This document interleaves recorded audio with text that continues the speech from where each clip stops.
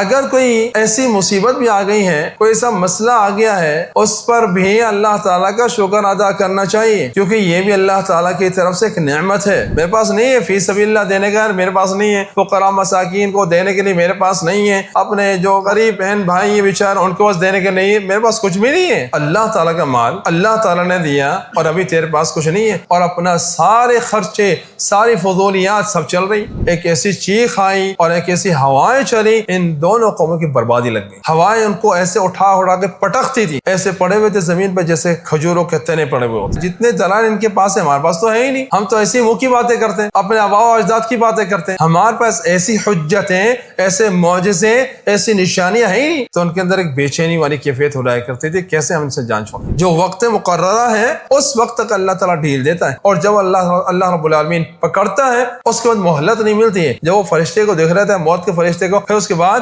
وہ توبہ کرے گا، اس کی توبہ قبول نہیں ہوگی۔ جو اسباب پر اعتماد کر لیتا ہے، کہتا ہے میرے تو بڑے تعلقات ہیں، میں تو بس یوں کہوں گا اور میرا معاملہ سیدھا، رسول اللہ یہ شرک کر رہا ہے۔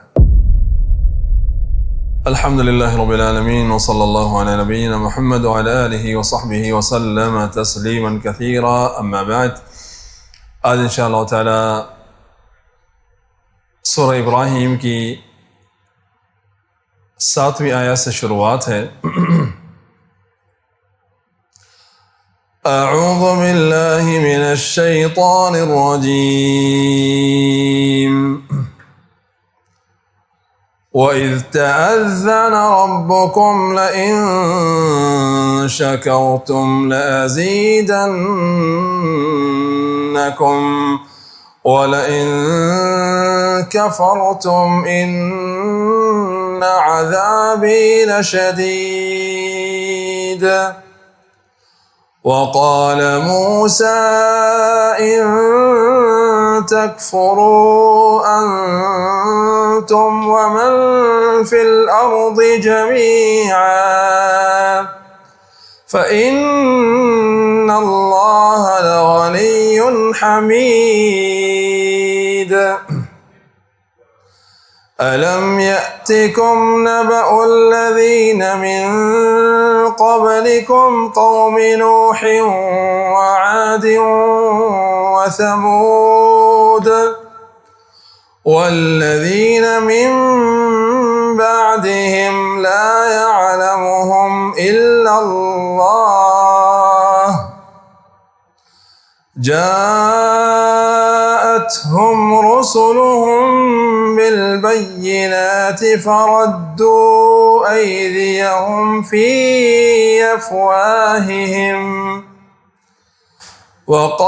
وقالوا إنا كفرنا بما أرسلتم به وإنا لفي شك مما تدعوننا إليه مريب۔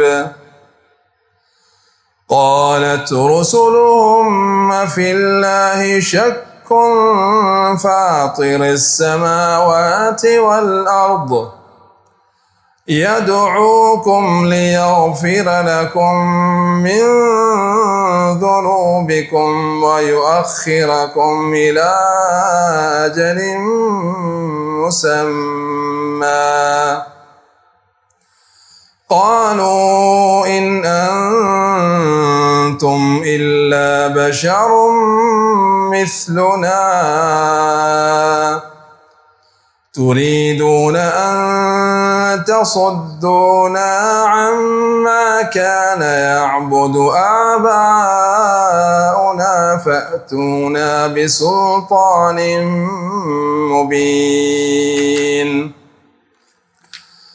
قالت لهم رسلهم بسلطان إلا بإذنه قالت لهم رسلهم إن نحن إلا بشر مثلكم ولكن الله يمن على من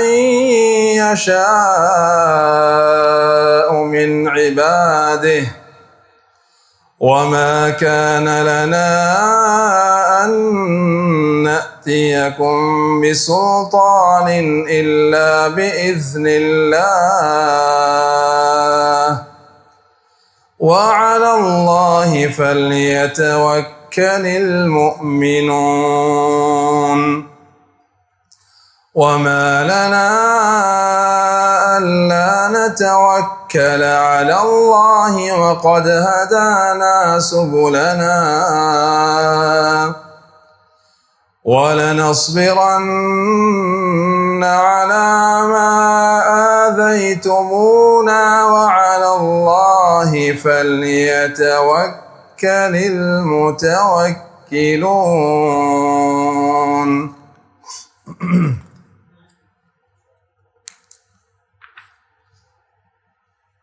وَإِذْ تَأَذَّنَ رَبُّكُمْ لَئِنْ شَكَرْتُمْ لَأَزِيدَنَّكُمْ.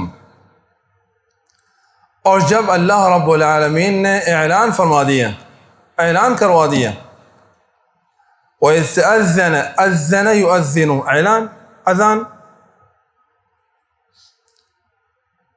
یوسف علیہ السلام کی قصے میں ہم نے پڑھا تھا وَأَذَّنَ مُؤَذِّنٌ أَيَّتُهَا الْعِيرُ إِنَّكُمْ لَسَارِقُونَ.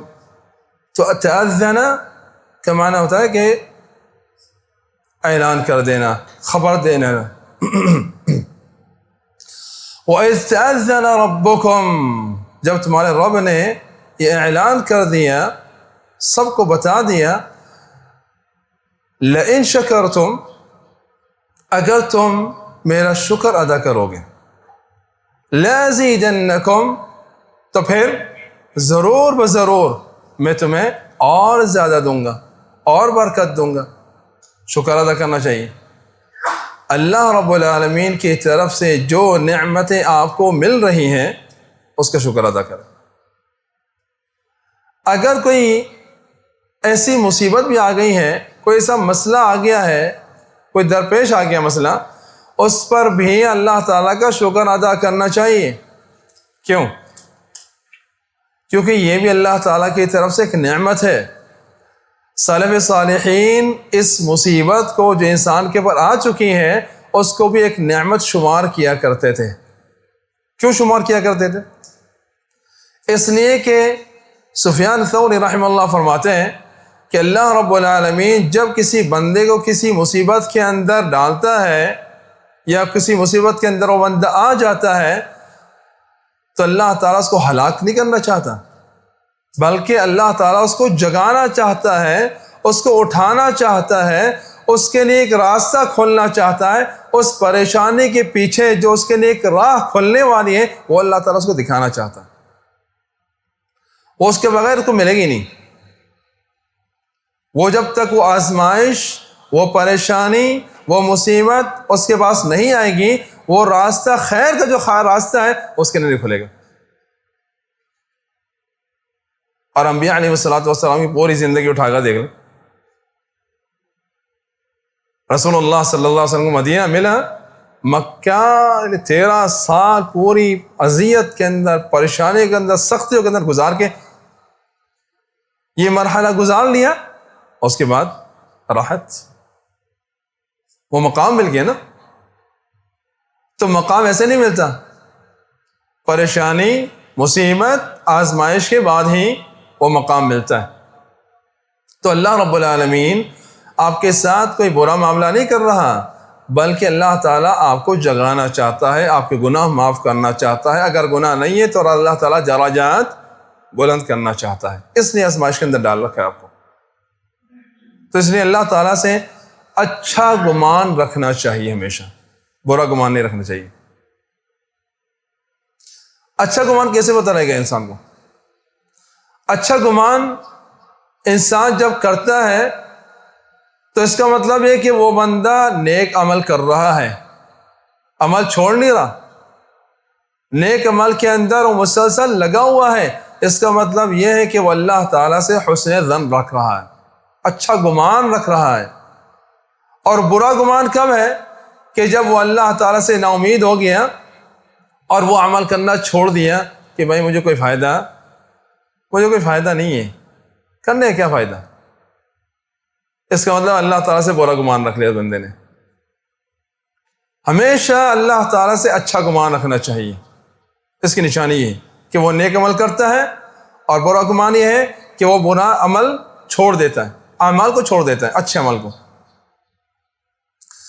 وَإِسْتَأْذَنَ رَبُّكُمْ لَئِن شَكَرْتُمْ لَأَزِيدَنَّكُمْ. تو ہمیں یہ پتہ لگ گیا کہ جو بندہ اللہ تعالیٰ کا شکر ادا کرتا ہے اللہ رب العالمین اسے زیادہ عطا فرمائے گا. اس کا یہ اللہ تعالیٰ کا وعدہ ہے قرآن مجید میں. وَمَنْ أَصْدَقُ مِنَ اللَّهِ قِيلًا. اللہ تعالیٰ سے کس کی بات سچی ہو سکتی ہے بھائی؟ کسی کی بات سچی ہے. إِنَّ اللَّهَ لَا يُخْلِفُ الْمِيعَادَ. اللہ رب العالمین اپنے وعدے کی خلاف ورزی نہیں کرتا کبھی بھی. إِنَّ اللَّهَ لَا يُخْلِفُ الْمِيعَادَ. وَإِسْتَأْذَنَ رَبُّكُمْ لَئِن شَكَرْتُمْ لَأَزِيدَنَّكُمْ وَلَئِن كَفَرْتُمْ إِنَّ عَذَابِي لَشَدِيدٌ. اگر تم نے ناشکری کی، کفرتم یعنی ناشکری، ان عذابی لشدید، تو اللہ تعالیٰ میرا عذاب بڑا سخت ہے، میری پکڑ بڑی سخت ہے. صحیح بخاری کے اندر ایک قصہ آتا ہے، ایک کوڑی، ایک گنجا اور ایک اندھا. بنی اسرائیل کے اندر یہ 3 آدمی تھے. اللہ تعالیٰ نے ان کو آزمانا چاہا کہ ان کی آزمائش ہو. ایک فرشتے کو بھیجا اللہ تعالیٰ نے. وہ فرشتہ آیا انسانی صورت میں، اور کوڑے سب سے پہلے کوڑے کے پاس آیا کہ بھائی آپ کیا چاہتے ہو؟ میں یہ چاہتا ہوں کہ میری جلد اچھی ہو جائے اور میرا رنگ اچھا ہو جائے، کیونکہ لوگ مجھے دیکھ کر جو ہے نا وہ نفرت کرتے ہیں اور دور بھاگ جاتے ہیں مجھ سے. تو میں یہ چاہتا ہوں کہ میرا رنگ صاف ہو جائے اور میری جلد، جو کوڑ کہتے ہیں یہ جس کے اوپر جلد کے اوپر ایک گوشت لٹک جاتا ہے، گوشت لٹکا ہر جگہ پر جس سے دانے لٹکے ہوئے ہوتے ہیں، پورا بدصورت ہوتا ہے انسان، چہرے کے اوپر بھی، جسم کے اوپر بھی، سب جگہ. یہ اس کو کہتے ہیں کوڑ. بڑی بری بیماری ہے، اللہ تعالیٰ ہم سب کو محفوظ فرمائے. تو کوڑے کے پاس آئے فرشتہ اور کہا کہ بھائی تجھے کیا چاہیے؟ اس نے کہا کہ مجھے اچھی جلد چاہیے، مجھے اچھا رنگ مل جائے. تو اس فرشتے نے اس کے اوپر ہاتھ پھیرا اور وہ اللہ کے حکم سے صحیح ہو گیا. اس نے کہا تجھے کون سا مال اچھا لگتا ہے؟ تو انہوں نے کہا مجھے اونٹ اچھا لگتا ہے. اس فرشتے نے اس کو 10 ماہ کی حاملہ اونٹنی اس کو دے دی، یہ لو، اور کہا اللہ تعالیٰ تیرے لیے اس کے اندر برکت عطا فرمائے گا. چلا گیا. دوسرے کے پاس آیا جو کون ہے؟ گنجا. سر پہ ایک بال نہیں ہے. کہا کہ بھائی تجھے کیا چاہیے، تیری کیا خواہش ہے؟ کہا کہ میرا سر کے اوپر بال آ جائے، میری یہ خواہش ہے. تو اس کے سر پہ ہاتھ پھیرا، اس کے سر پہ بال آ گئے. پھر کہا تجھے کون سا مال پسند ہے؟ کہا مجھے گائے پسند ہے. تو اس نے اسے گائے دے دی، حاملہ گائے جو بچہ جننے والی ہے قریب میں، اور کہا کہ یہ لو اور اللہ تعالیٰ تیرے لیے اس کے اندر برکت عطا فرمائے گا. چلا گیا. اور تیسرا تھا اندھا. اس کے پاس بھی وہی سوال اور جواب، اور اس کو کہا تجھے کیا پسند ہے؟ اور اس نے کہا مجھے میری آنکھیں آ جائیں، میری بینائی آ جائیں، اور مجھے مالوں کے اندر بکری پسند ہے.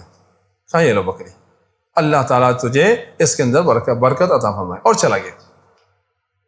پھر ایک مدت کے بعد وہ واپس آیا، یعنی جب ان کے پاس باقاعدہ ایک ریوڑ کی صورت میں ان کے پاس خوب اچھا خاصا مال پیدا ہو گیا تھا. اس کے پاس اونٹوں کا باڑا ہے، اس کے پاس گایوں کا باڑا ہے، اس کے پاس بکریوں کا باڑا ہے. تو یہ فرشتہ ایک انسانی صورت میں فقیر مسکین بن کر آیا. کہا کہ میں فقیر مسکین ہوں، بس اللہ رب العالمین کے بعد اب آپ کا ہی سہارا ہے کہ میں آگے کچھ کر نہیں سکتا، میرا کوئی سہارا نہیں ہے، آپ کی مجھے مدد کی ضرورت ہے. کہا بھائی میرے تو اپنے ہی خرچے بہت ہیں، میرے پاس نہیں ہے میں آپ کو دینے کے لیے، جاؤ اپنا راستہ ناپو. سبحان اللہ.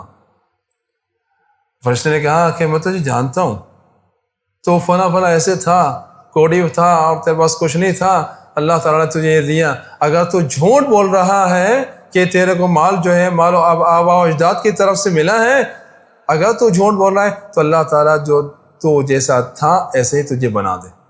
آگے چلے گئے، گنجے کے پاس آیا، اس سے اسی طرح سوال جواب کیے کہ بھائی ایسی طرح مجھے یہ چاہیے۔ اس نے کہا بھائی میرے پاس تو کچھ بھی نہیں ہے، میرے پاس تو یہ جو مال ہے یہ تو میرا آبا و اجداد کے بارے میں اللہ تعالیٰ، یعنی اس نے کہا کہ یہ تو اللہ تعالیٰ کی طرف سے تجھے مال ملا ہے تو اس میں سے مجھے کچھ دے دے۔ اس نے کہا نہیں، یہ تو میرا آبا و اجداد کی طرف سے وراثت کے اندر میرا ہے۔ یہ کہاں سے بھائی، میرا کوئی نہیں ہے اس کے اندر، میرا اپنے خرچے پورے نہیں ہوتے، میں کہاں سے دوں گا آپ کو؟ تو کہا، اس نے کہا کہ اگر تم جھوٹ بول رہے ہو، نہیں، اس نے کہا کہ میں جانتا ہوں تم اس وقت تمہارے پاس کوئی سر پہ بال نہیں تھا اور تم فقیر مسکین تھے، اگر تم جھوٹ بول رہے ہو تو پھر اللہ رب العالمین تم جیسے تھے ایسے ہی تمہیں کر دے۔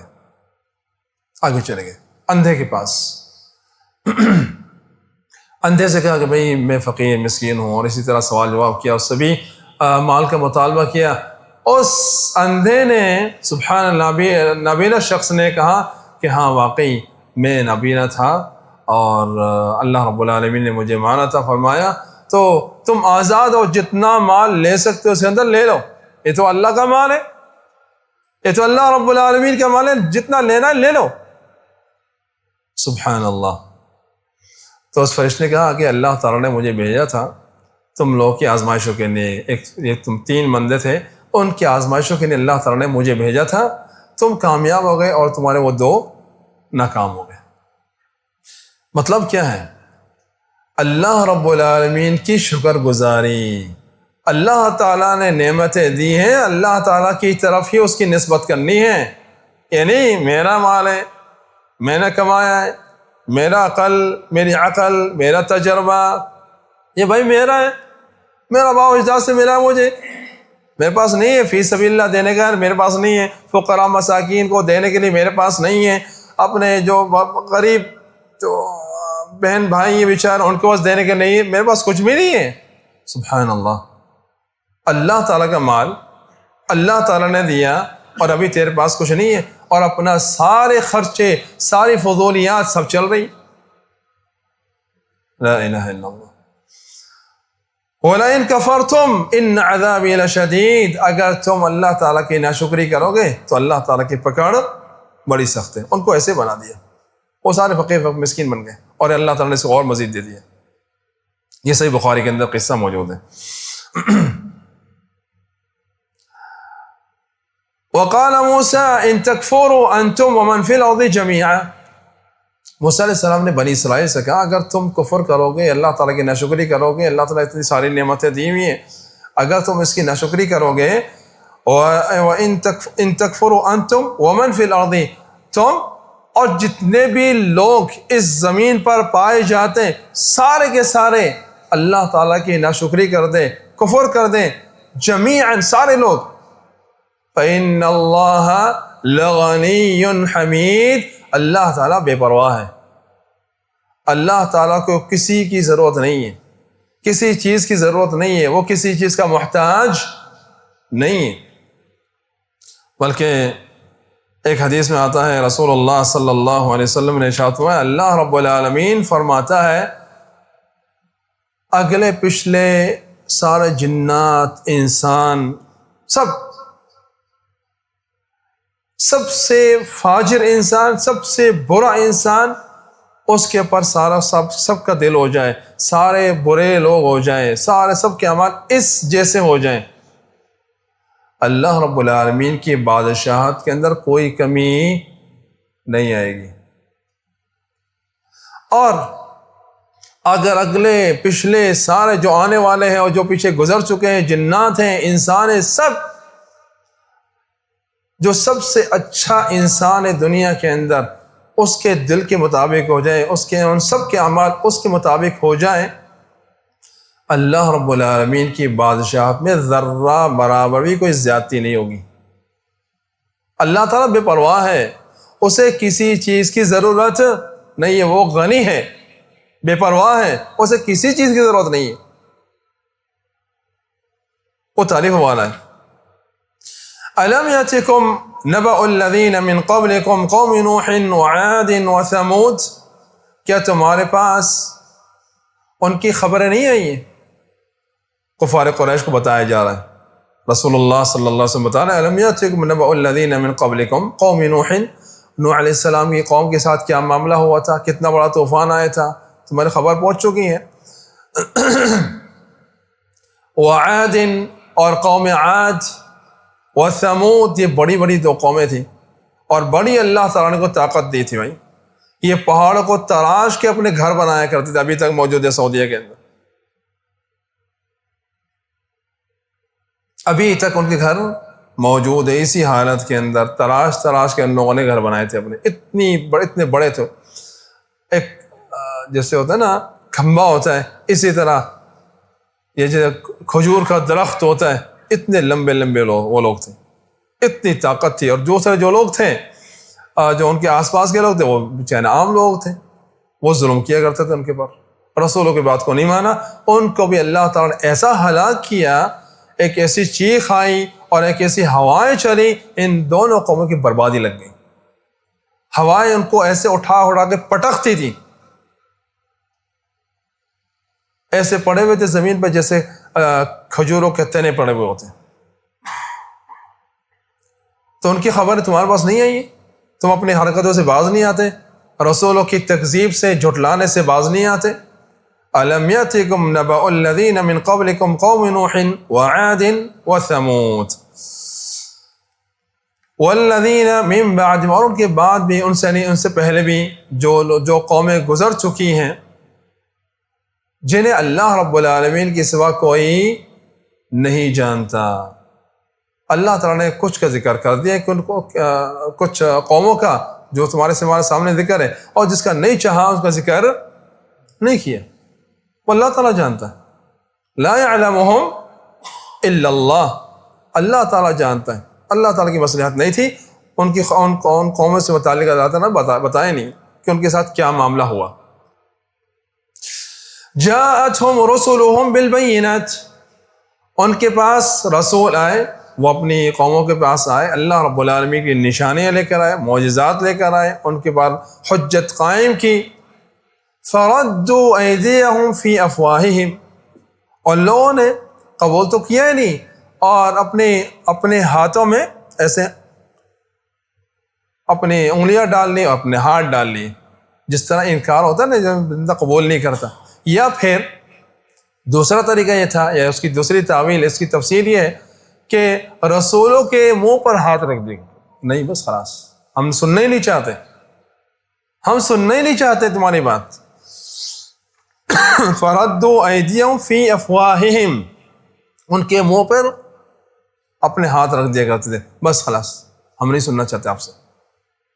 اتنے وہ اپنے تکبر کے اندر، اپنے ظلم کے اندر اتنے آگے بڑھ چکے تھے، اپنی زیادتیوں کے اندر اتنے آگے بڑھ چکے تھے، اتنی ضرورت ان کی ہو جایا کرتی تھی، رسولوں سے ایسا معاملہ کیا کرتے تھے۔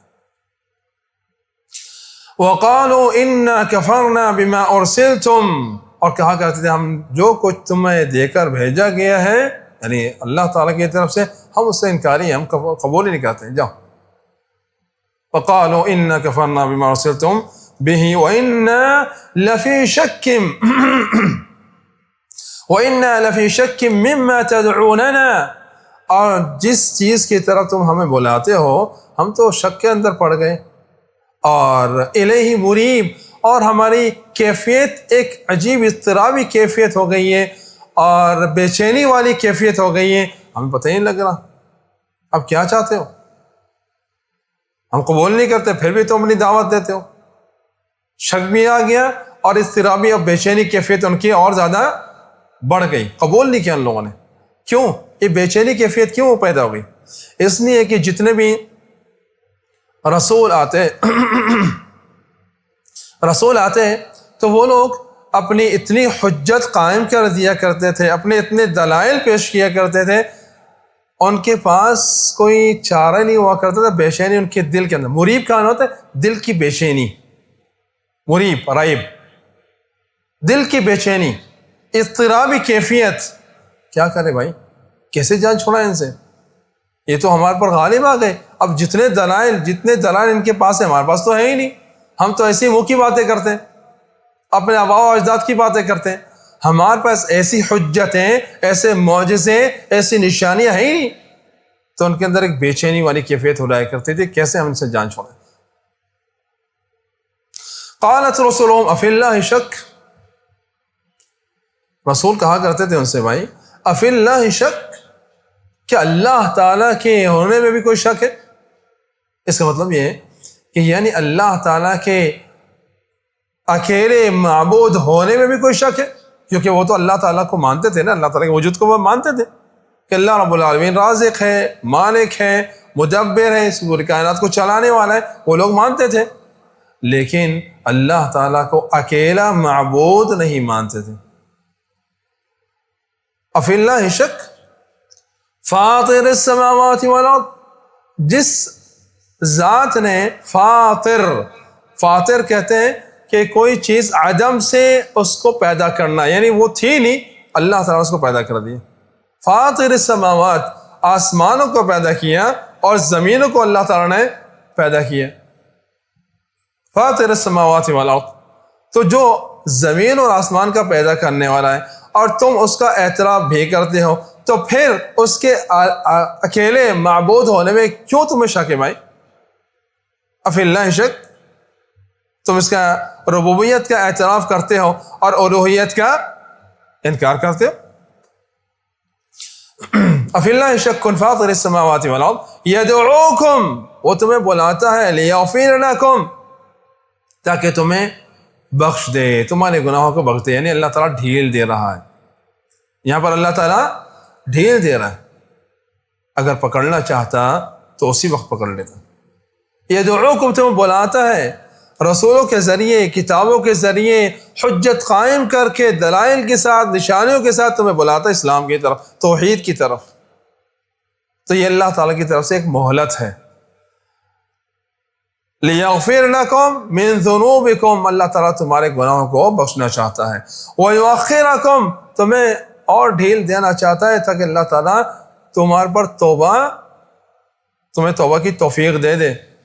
لیکن تم مانتے ہی نہیں ہو, تم چاہتے نہیں ہو, اس لیے اللہ تعالیٰ ڈھیل دے رہا. الی اجل مسمی, لیکن ایک وقت تک, جو وقت مقررہ ہے اس وقت تک اللہ تعالیٰ ڈھیل دیتا ہے. اور جب اللہ رب العالمین پکڑتا ہے تو وہ چھوڑتا نہیں, اس کے بعد مہلت نہیں ملتی ہے. جب وہ فرشتے کو دیکھ رہتا ہے, موت کے فرشتے کو, پھر اس کے بعد وہ توبہ کرے گا, اس کی توبہ قبول نہیں ہوگی, اس نے فرشتے کو دیکھ لیا. الی اجل مسمی, تو ایک وقت تک مہلت ملے گی, اس کے بعد جب اللہ تعالیٰ کی پکڑ آئے گی تو اس سے کوئی بچا نہیں سکتا. قالوا, کفار کے یعنی مشرکین کے ایک اعتراضوں میں سے ایک اعتراض یہ بھی تھا, قالوا ان انتم الا بشر مثلنا, اے رسولو تم کہتے ہو کہ ہم اللہ رب العالمین کے پیغمبر ہیں, رسول ہیں, تو تم بھی تو ہماری طرح ایک بشر ہو, ایک انسان ہو. تم ہماری طرح کھاتے پیتے ہو, بازاروں کے اندر جاتے ہو, شادی کرتے ہو, بچے تمہارے ہوتے ہیں, ساری چیزیں جس طرح ہم کرتے ہیں اسی طرح تمہارے ہوتی ہیں.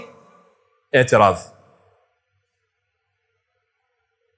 تريدون ان تصدونا عما كان يعبد آباؤنا, تم یہ جو دعوت لے کر آتے, یہ جو دعوت لے کر آئے ہو, تم اس طرح یہ چاہتے ہو کہ تم ہمیں ہمارا جو راستہ ہے, جو ہمارے آباء و اجداد کا راستہ ہے, جو طریقہ کار ہے, اس سے ہمیں ہٹانا چاہتے ہو اور تم اس کی جگہ لینا چاہتے ہو تاکہ تم سردار بن جاؤ. تمہاری چلے گی نا. جب بندہ کوئی نئی چیز لے کر آتا ہے تو اسے آپریٹر کرنے والا وہی ہوتا ہے نا, وہی چلائے گا. تو تم سردار بننا چاہتے ہو. دوسرا ان کا یہ, ان کے ذہنوں کے اندر یہ شبہ تھا.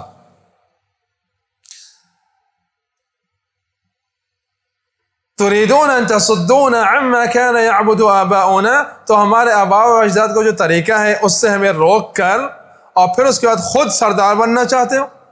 خود یہ نیا دین لے کر آ گئے, نئے نوجوان. تصدون عما كان يعبد آباؤنا فأتونا بسلطان مبين. تیسرا ان کا شبہ ہمیشہ یہ ہوا کرتا تھا کہ وہ رسولوں سے کہا کرتے تھے بھائی کوئی حجت لے کر آؤ، کوئی معجزہ لے کر آؤ، کوئی ہمیں دکھاؤ کوئی اس طرح کا معاملہ. فَأْتُونَا بِسُلْطَانٍ مبین، واضح کوئی ایسی حجت لے کر آؤ، کوئی ایسا معجزہ لے کر آؤ جسے ہم دیکھ کر ایمان لے کر آ جائیں. فَأْتُونَا بِسُلْطَانٍ مبین.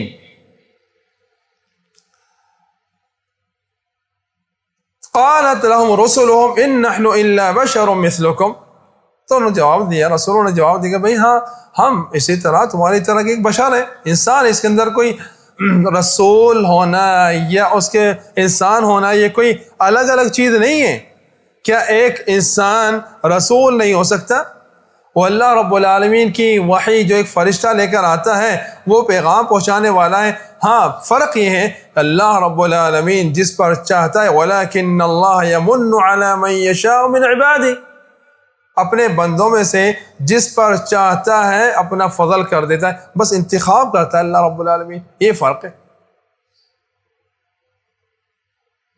جس کو دیکھتا ہے اس کا دل سب سے صاف ستھرا ہے، اللہ تعالیٰ ان بندوں میں سے اس قوم میں سے ایک بندے کا انتخاب کر لیتا ہے کہ یہ رسول بننے کے لائق ہے اسی قوم میں سے.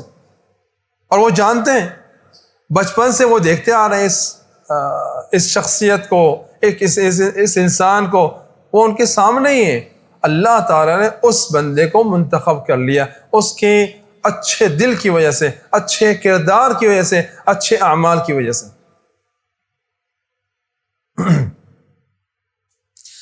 ان نحن الا بشر مثلكم ولكن الله يمن على من يشاء من عباده. تو یہ جواب رسول کا ہوا کرتا تھا کہ اللہ تعالیٰ کا فضل ہے تو اس کے اندر رسول ہونے میں اور انسان ہونے میں کوئی تضاد نہیں ہے،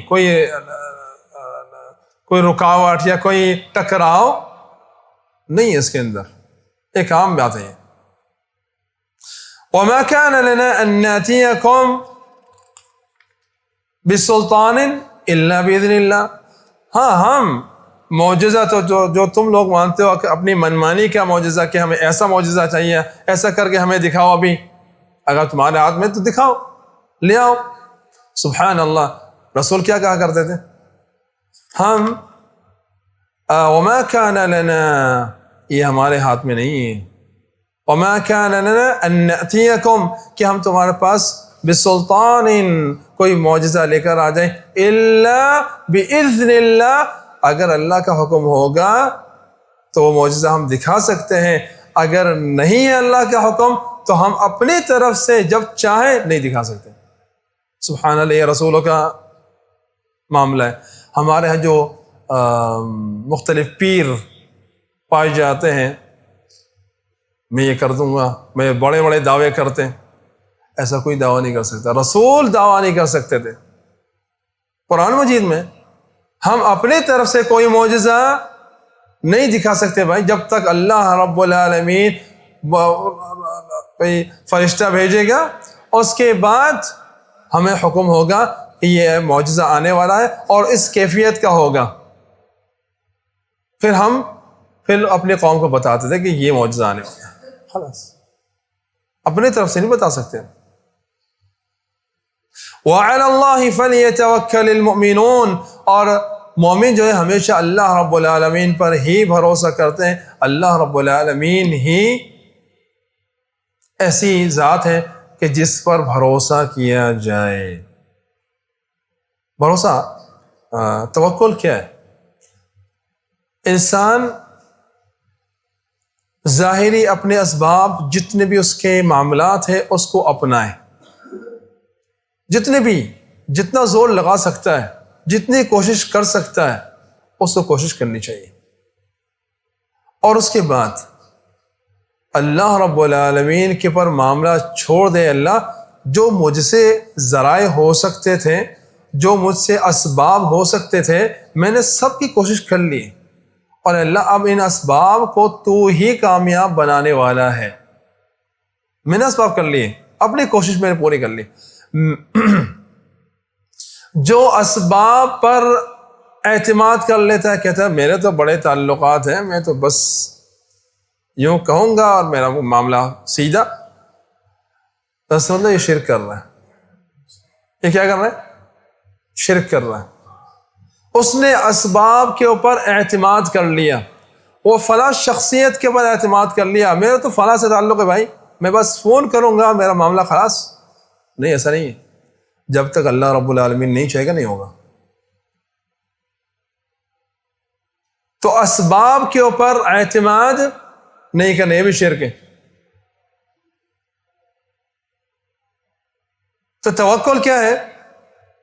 اسباب کو اپنانا چاہیے اور اس کے بعد دل کا تعلق اللہ رب العالمین پر چھوڑ دینا چاہیے. اللہ تو ہی کرنے والا ہے، ان اسباب کو میں نے اپنا لیا، ان کوششوں کو میں نے کر لیا، اب تو ان کو کامیاب بنانے والا ہے، اس کوشش کو کامیاب بنانے والا تو ہے.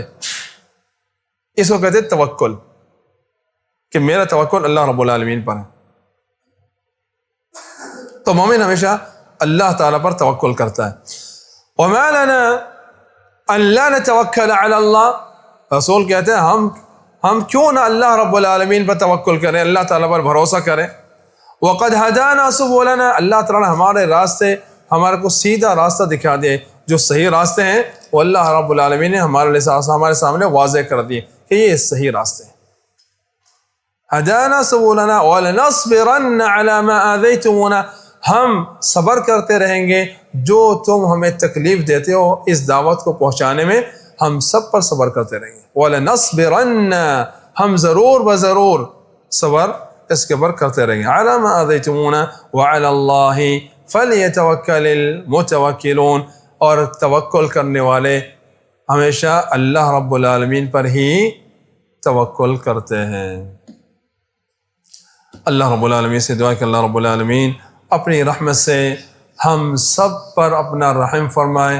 اللہ تعالی ہم سب کے گناہوں کو معاف فرمائے، ہماری غفلتوں سے غلطیوں سے درگزر فرمائے. اللہ تعالیٰ اس قرآن مجید کو پڑھنے کی توفیق عطا فرمائے، اس کے پر عمل کرنے کی توفیق عطا فرمائے. اس قرآن مجید کو ہمارے دلوں کی بہار بنا دے، ہمارے سینوں کا نور بنا دے، اور اللہ تعالیٰ اس قرآن مجید کو ہمارے تمام غم پریشانیاں لے جانے والا بنا دے. اللہ تعالیٰ اس کے ذریعے ہمیں شفائے کاملہ عاجلہ عطا فرمائے. اللہ رب العالمین اس قرآن مجید کو ہمارا رہنما بنا دے. اللہ تعالیٰ اپنی رحمت سے ہمارے جتنے بھی والدین، ہمارے رشتہ دار جو گزر چکے اس دنیا سے، اللہ تعالیٰ ان کی سب کی مغفرت فرمائے. اللہ تعالیٰ ان پر رحم فرمائے اور انہیں جنت فردوس میں اعلیٰ جگہ عطا فرمائے. اللہ تعالیٰ ہمارے ماں باپ پر بھی رحم فرمائے، اللہ تعالیٰ ہم پر بھی رحم فرمائے. وصلی اللہ علیہ نبی محمد وعلی آلہ وصحبہ وسلم.